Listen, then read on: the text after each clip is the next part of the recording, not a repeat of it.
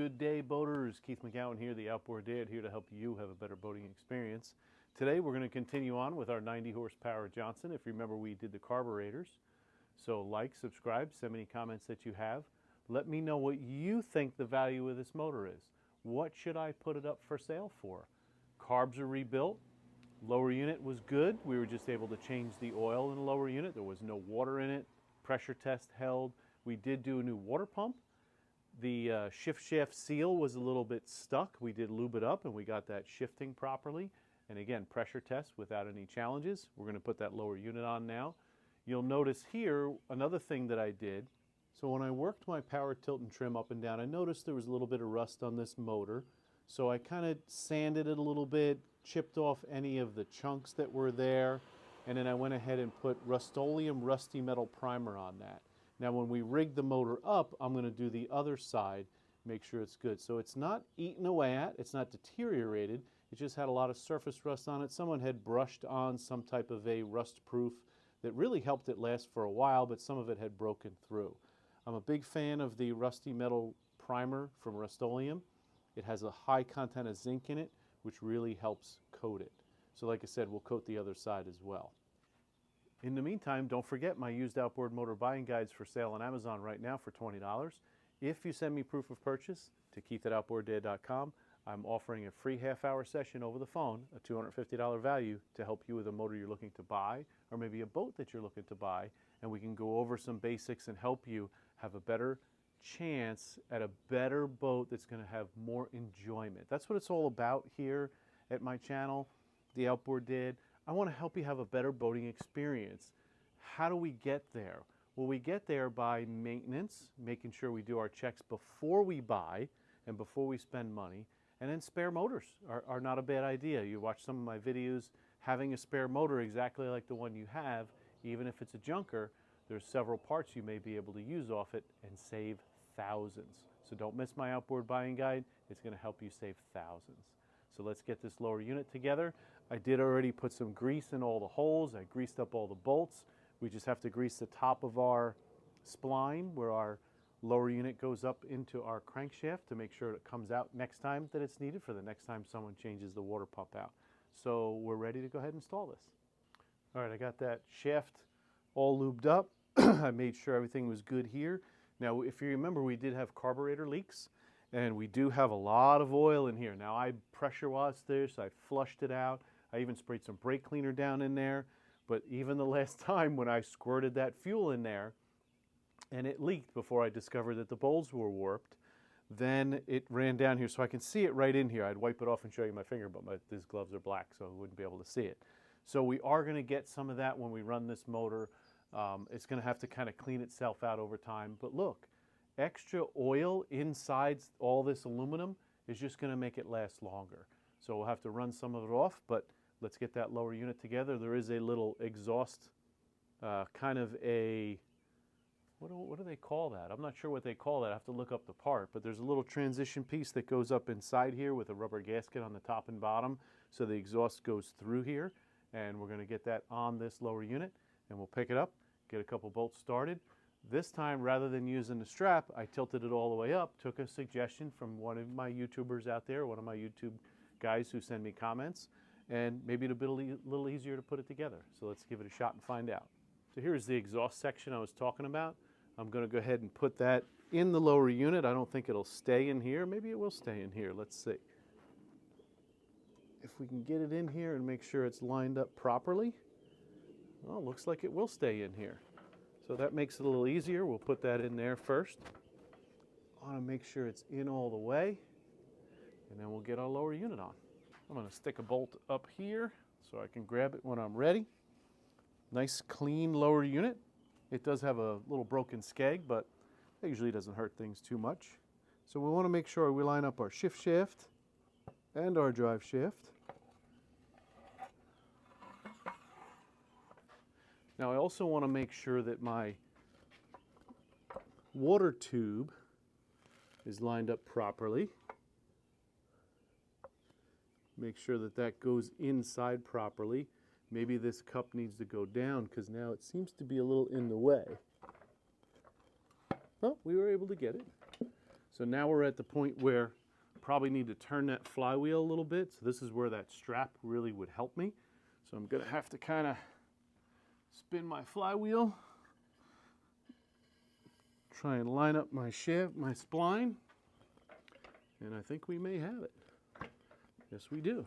So let's get the bolt in. I still like my strap better, so I appreciate the comment, but I think maybe a combination of both. Get the strap and do it this way, and it'll probably be easier. But I was able to get several turns on this one, so let's get the rest of the bolts in here.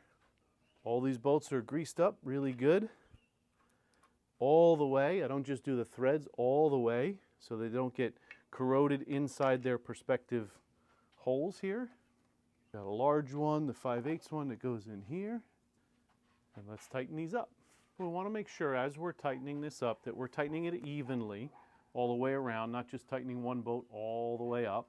And I'm noticing here my little rubber gasket that's for that transition piece that goes in there. I'm not sure what they call that for the exhaust. It's like binding a little bit, so I want to take a screwdriver and I'm just going to make sure that it's set in place. There, it was just catching on a lip right there. Now let's tighten it a little bit. Yeah.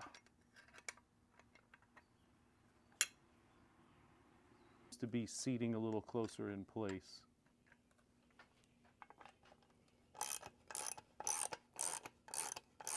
Also straightening it, make sure it's even when I tighten as well. Cool, so this is all lined up. We'll tighten this up the rest of the way. And then we got to get into our thermostat. So let's look at that next. So I'm not sure if you remember in previous videos, but we rebuilt this lower unit. When I say rebuilt, we had all the gears out of it.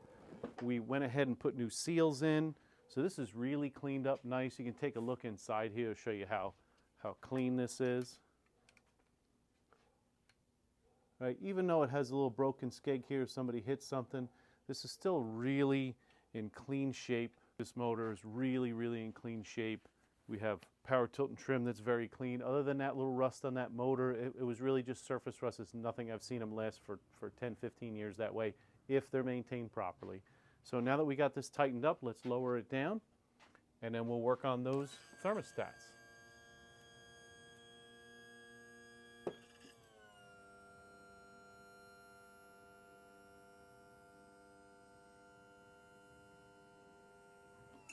Not sure if you recall, but in previous videos we went ahead and removed the cover here that holds our thermostats and poppet valves. So let's take a look inside. So inside here we do have to clean off this gasket surface, make sure everything's ready to go. We'll clean up these connection points here for our hoses. We did flush all this with the pressure washer to make sure everything was nice and clean, just to get out any debris or anything that could have been in there. So we're going to have to scrape this up. I'm going to have to get in here with a little gasket scraper, get it cleaned up really well, and get it prepared. Let's take a look at the parts. So there's two gaskets that go on here because there's this piece that holds our poppet valve and our thermostats. So we need to scrape this all up. So we'll clean it all up really good. Clean out the inside. You can see it's not clogged, but it has some corrosion inside there, so we're going to clean this up. I want really, really good water flow going through this motor. Something interesting I really just found here while I was cleaning this up, I still have the sand cloth that I have glued down, just a sanding disc glued down to a piece of glass just to clean the surface off, right? It makes it nice and clean. And then I'm looking inside here, and look at what I'm finding inside here. So as I start to scrape in here, there's like a whole wad of sealer. I'm not sure if silicone is kind of hard. Maybe somebody used weather stripping adhesive to put the hoses on and really overdid it because it's half blocking the hole inside here. So we're going to clean that out, make sure we have good water flow for this engine. Because I've also done heating and air conditioning for almost 40 years, I have pipe cleaners.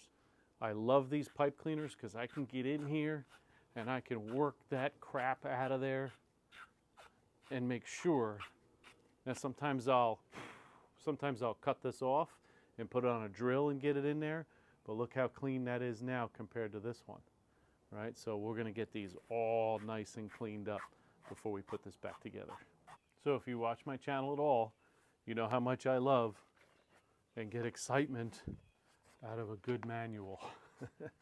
So Johnson Evinrude manual, use it for a lot of different things on here, but most importantly, we want to remember correctly how these thermostats and poppet valves go in. So you can see here, our springs go into our midsection first, then our gasket goes on, then we have our poppet valve. There's a couple rubber O-rings there. Well, they're not O-rings, there's little sleeves that the poppet valve sits on. And then look at the orientation of the thermostats.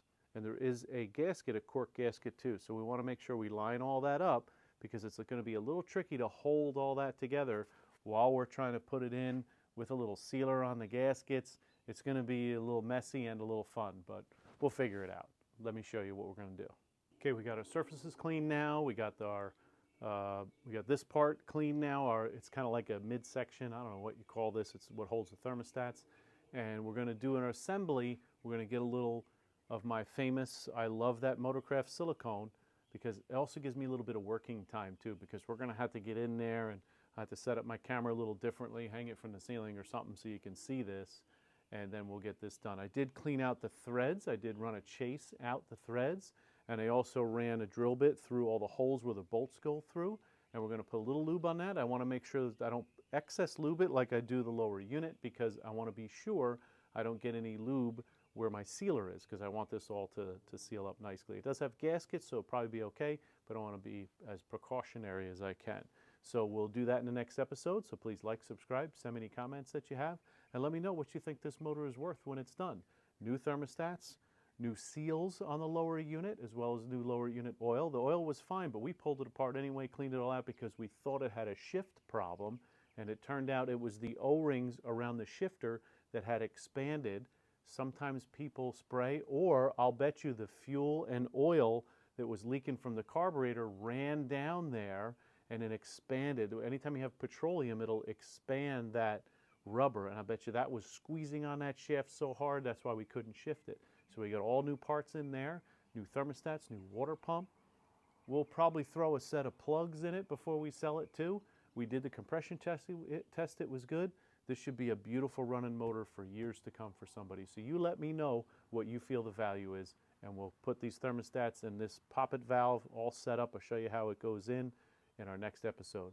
And I'm going to fumble through it. This is not an easy one to put together with sealer on your hands and everything. It's a little bit tricky, but we're going to make it happen. So don't laugh at me too much. Have a great day.